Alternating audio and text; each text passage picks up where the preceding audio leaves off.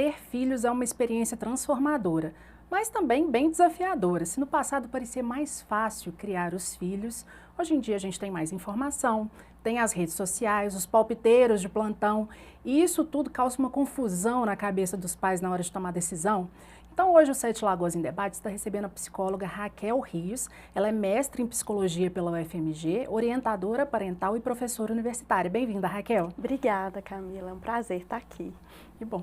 Raquel, eu gosto muito de fazer um exercício de pensar na maternidade. Eu sou mãe, né? Mas às vezes eu penso assim, gente, a minha avó teve 10 filhos há 70 anos atrás, né? Numa situação assim de muita simplicidade. A minha mãe já trabalhava, teve 2 filhas. Eu tenho um filho. E hoje eu conheço muita gente que não quer ter filhos. Que bom que as pessoas também podem ter essa escolha, né, de como construir as famílias de hoje em dia. Acho que minha avó não teve essa opção lá atrás, né? Então eu queria começar o nosso programa hoje fazendo uma avaliação de como foi essa mudança da forma de criar os filhos, da maternidade ao longo do tempo. A maternidade mudou muito, né, Camila? Hoje a gente tem muita informação.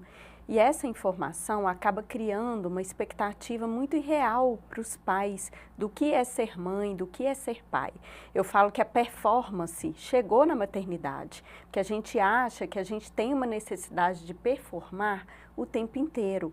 E isso nos coloca naquela posição, naquela sobrecarga mental, naquela sobrecarga de função, naquele acúmulo de função.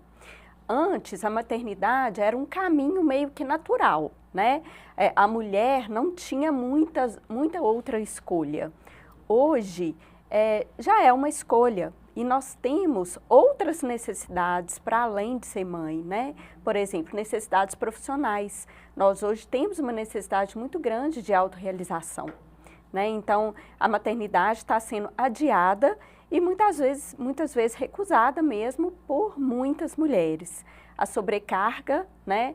O ter que essa vitrine da maternidade, né? Que a informação posterga aí pra gente, de ter que ser mãe, de ter que brincar o tempo inteiro, de ter que ser perfeito o tempo inteiro, faz com que muitas mulheres desistam desse sonho. Sim. E a gente estava falando aqui antes do programa também, né? Hoje a gente vai falar muito sobre criação dos filhos. Uhum. A princípio, com a chegada do Dia das Mães, esse era um programa que ia falar sobre maternidade. Mas a criação dos filhos hoje também, assim, né? Cada vez mais é visto como um papel dos pais. Antigamente eles, né, eram um pouco negligenciados. E hoje a gente vai falar sobre parentalidade na vida moderna. Então, não é só sobre a maternidade, né? Os pais também têm um papel importante aí, né? Os pais têm que entrar na maternidade, né? Inclusive o perfil do pai, o papel do pai, a questão da autoridade, a questão do limite, a questão da lei, né? Isso é uma coisa muito importante para o desenvolvimento do psiquismo, né? A questão do limite, né? E a parentalidade, ela tem que ter ali uma liderança compartilhada, né? Um limite que é compartilhado. Então, o papel do pai, ele é muito decisivo na formação da psique, né? Então, junto da mãe, ele deve sim exercer o seu papel, né? Para equilibrar, para diminuir a sobrecarga materna, que é muito grande. E o pai, ele é remédio na vida da criança. É muito importante a presença do pai, o afeto do pai, o olhar do pai. Ele é transformador na vida de um indivíduo. Então, o pai tem a mesma função, né?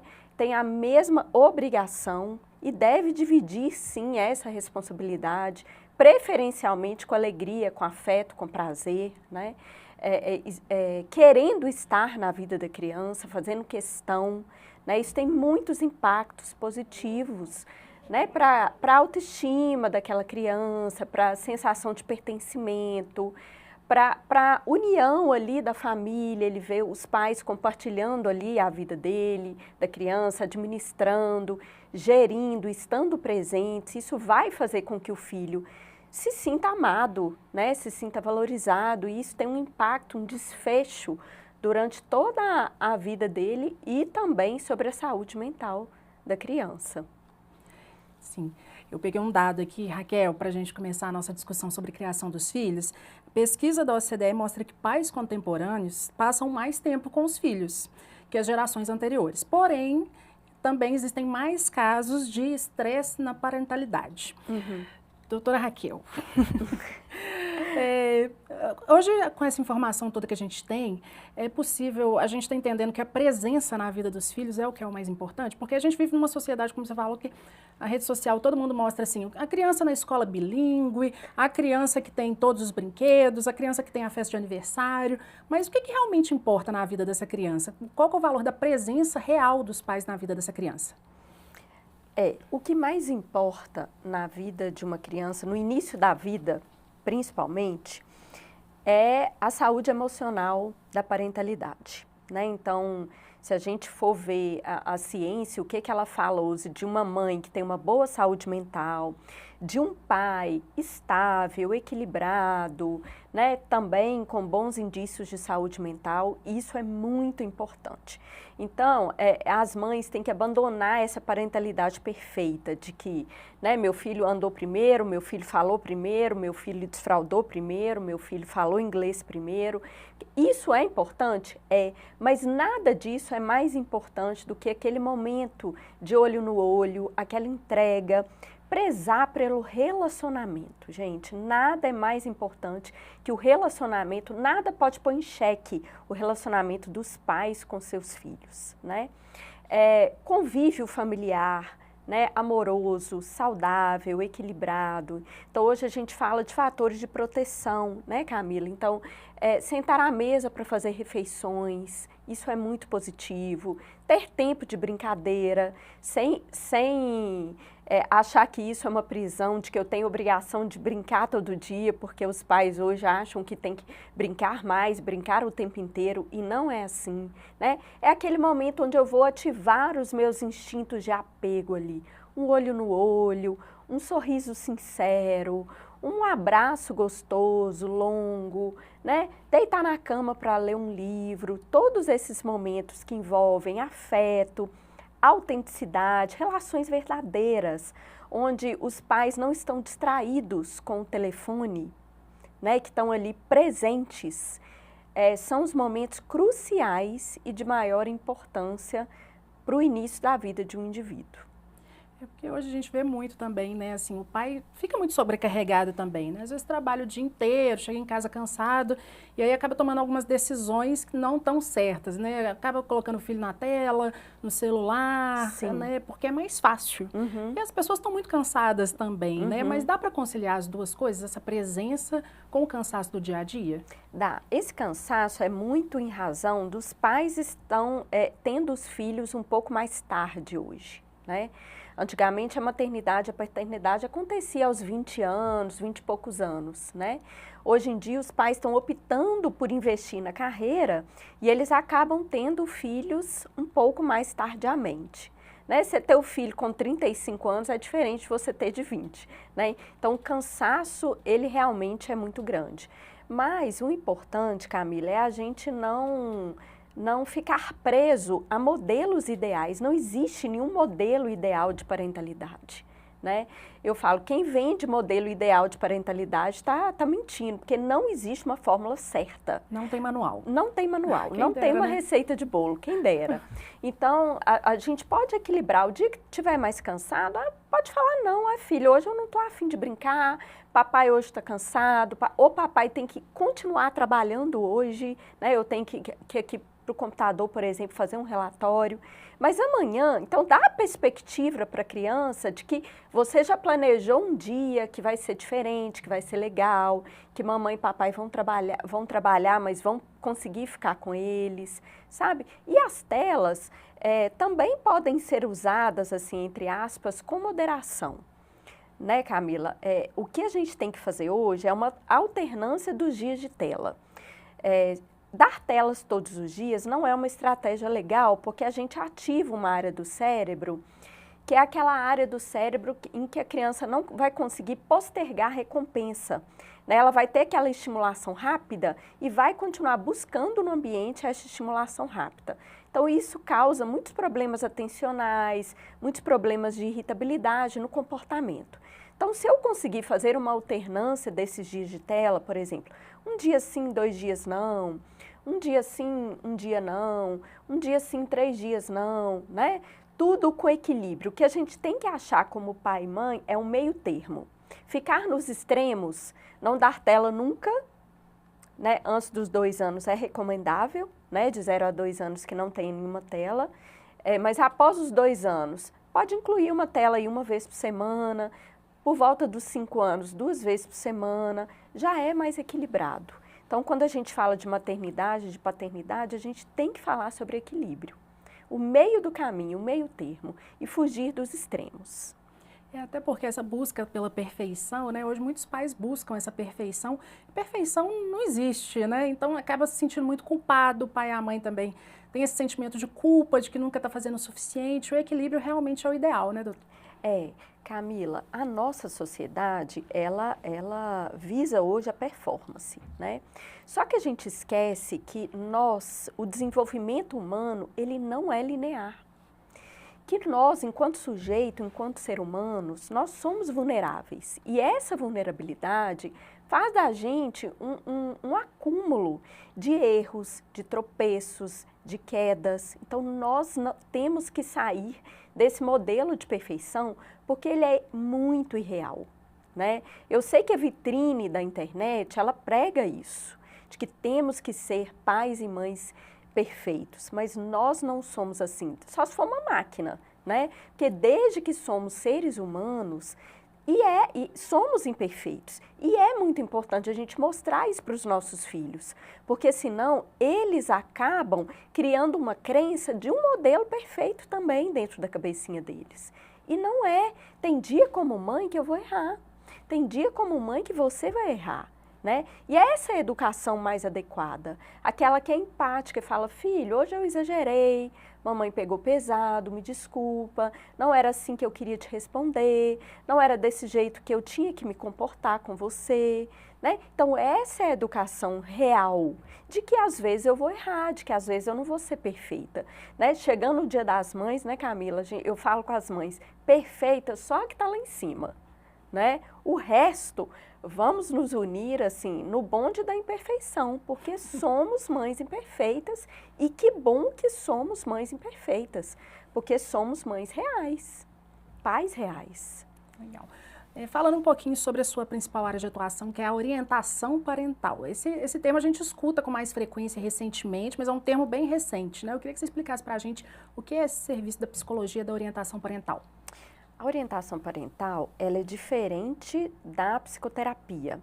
Meu trabalho é focado em aumentar a competência parental dos pais, para que eles aumentem a sua autoeficácia para gerenciar o comportamento da criança, gerenciar os problemas no dia a dia, ou mesmo ter mais informações para chegar na frente. Eu falo isso com as mães e com os pais. Nós pais hoje, o acesso à informação, ele está tão rápido, né, Camila? Ele está tão veloz que ele está chegando primeiro.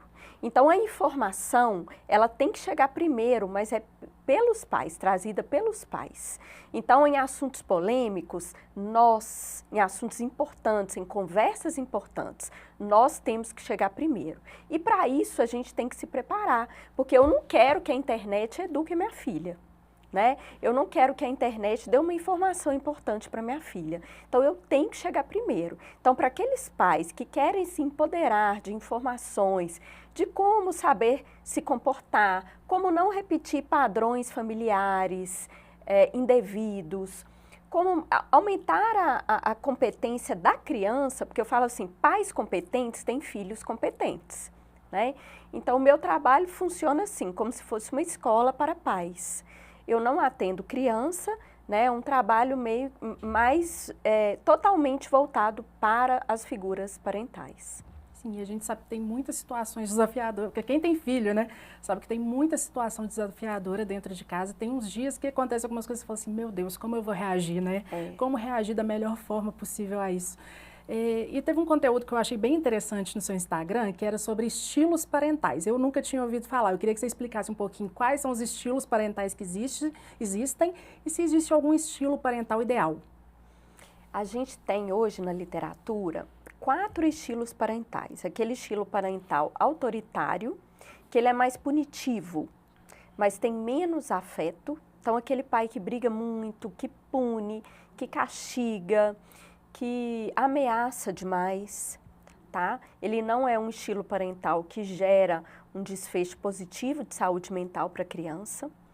A gente tem o estilo parental permissivo, que tem muito afeto, mas poucos limites. Então, aquela mãe, aquele pai que permite tudo, que tem dificuldade para falar não, né? Que acha o não muito difícil, né? E muitas mães estão com estilo parental permissivo por justamente estarem sobrecarregadas, sabe, Camila? E não estarem dando conta de gerenciar esse não, porque depois do não tem muita coisa, né? A criança chora, contesta, mas eu falo com as mães, ele está no papel dele. E o seu é manter o limite, com afeto. Esse é o ideal, né? Então, esse é o estilo parental permissivo. O estilo parental negligente, que é aquele que não tem afeto e não tem limites, que é um estilo parental muito ruim para a saúde mental da criança, né? Então, a gente tem desfechos negativos de saúde mental com o estilo parental negligente. Então, a gente tem depressão, ideação suicida, transtornos alimentares, pânico, é algo bem negativo. E a gente tem o estilo parental responsivo, que é aquele que tem afeto e tem um limite gentil, que é o estilo parental mais adequado para os dias que a gente vive hoje. Sim. Falando um pouco sobre essas realidades do dia a dia, você falou muito aí, a criança ela vai fazer birra. Que o pai e a mãe que a criança ainda não fez birra, ainda vai fazer. Não precisa ficar preocupado não, porque vai passar por isso. Porque a criança, né, ela não está preparada para lidar com as situações do mundo, com até onde ela pode ir, com até onde ela pode não ir. Então, ela faz a birra, né, porque ela quer aquilo ali, ela quer aquilo na hora, e é assim que funciona várias vezes ao dia, de repente, né? E aí, qual é o perigo desse pai e dessa mãe falarem sempre sim, sempre cederem a essa birra da criança, né? Não colocar realmente os limites que ela precisa? Qual o perigo de ter esse estilo mais permissivo, como você falou?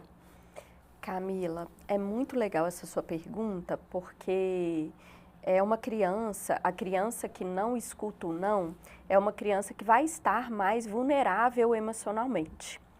O não é muito interessante, assim, do ponto de vista do desenvolvimento. Depois do não, a criança que passa pelo processo do não, porque desde que a gente fala não, depois tem uma manifestação muito intensa da criança, e eu acho que os pais têm medo dessa manifestação. Voltando a falar, a criança está no direito dela de se manifestar.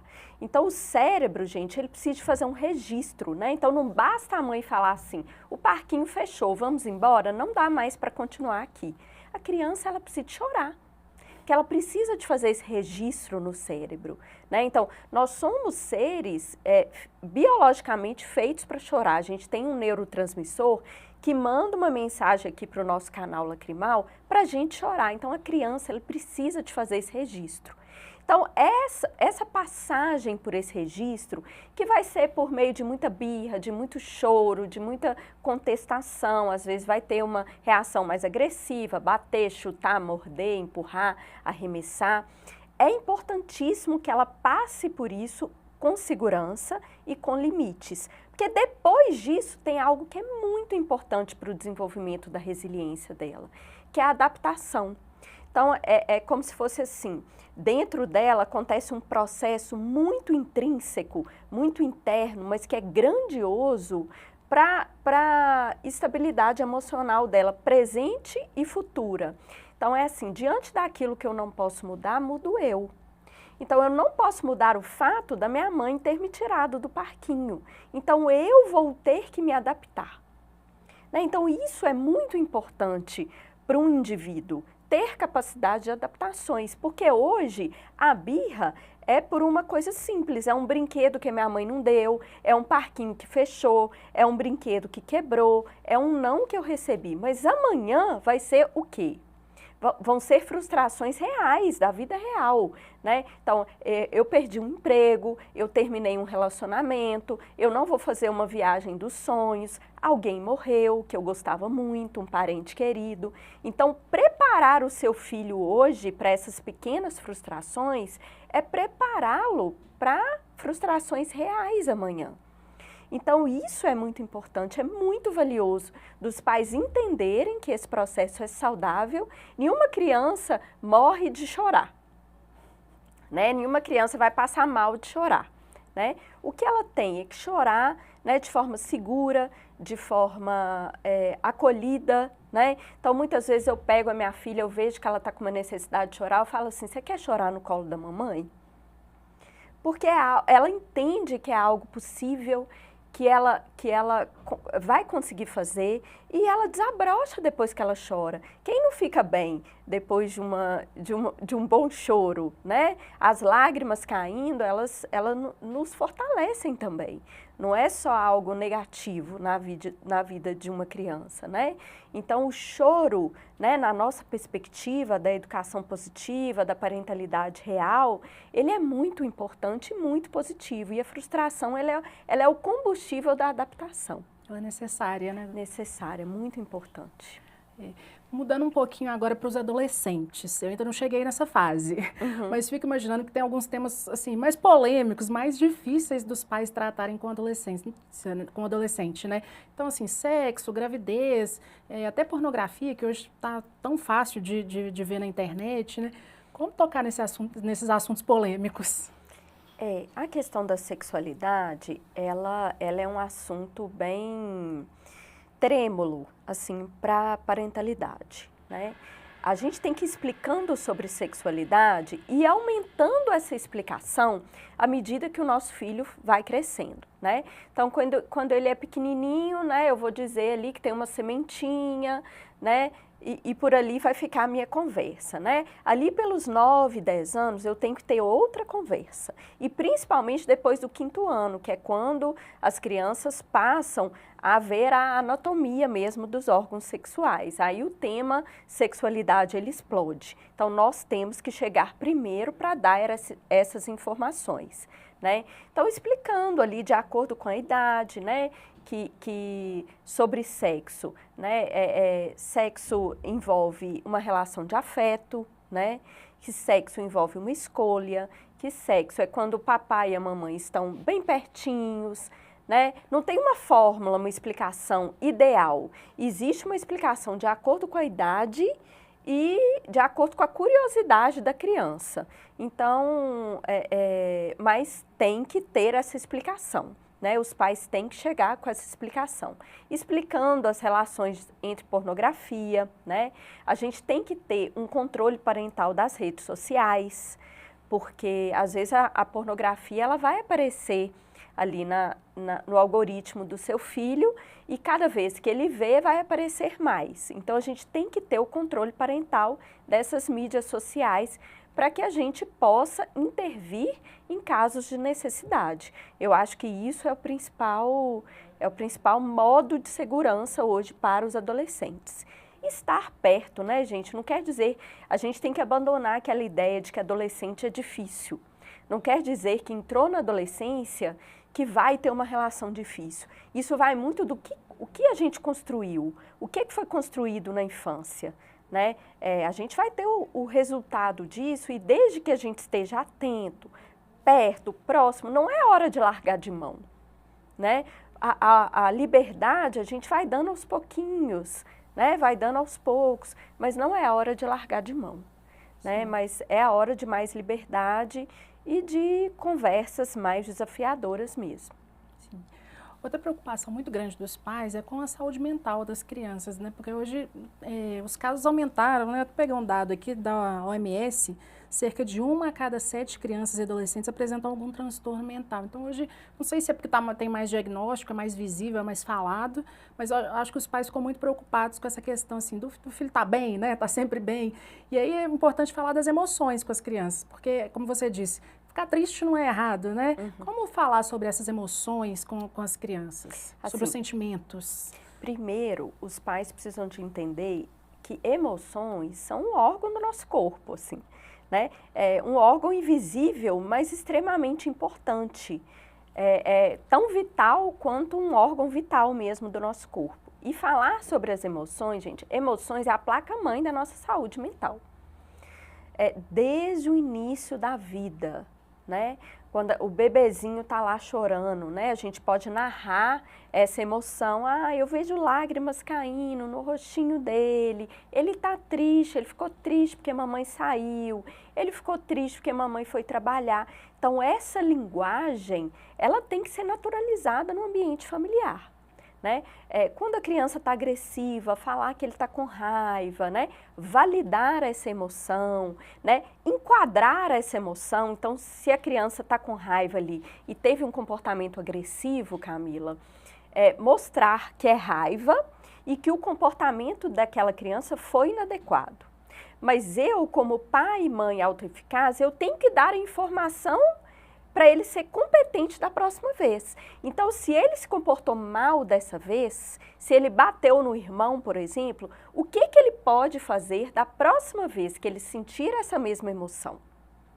Né? Então, você pode pedir licença para o irmão, você pode dizer, irmão, quero passar, irmão, quero brincar com esse brinquedo. Então, dar expressão emocional para essa criança. É esses insumos que a gente vai colocando nessa mochila dessa criança, que amanhã é um adolescente. Então, quando a gente fala de saúde mental na adolescência, nós temos que preparar antes de chegar na adolescência. Se eu deixar para preparar o meu filho emocionalmente quando ele está na adolescência, eu já estou numa corrida um pouco devagar contra o relógio.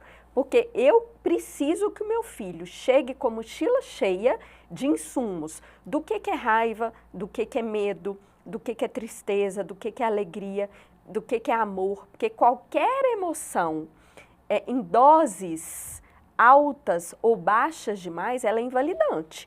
Porque um amor excessivo também, ele é invalidante. Uma raiva excessiva também, ela é invalidante. Então, essa mochila tem que ser construída para quando chegar na adolescência, ela está pronta para o adolescente abrir e pegar essas informações lá na sua carga mental, ali no seu modelo mental, para ele poder escolher quais peças do mosaico ele vai usar em cada momento.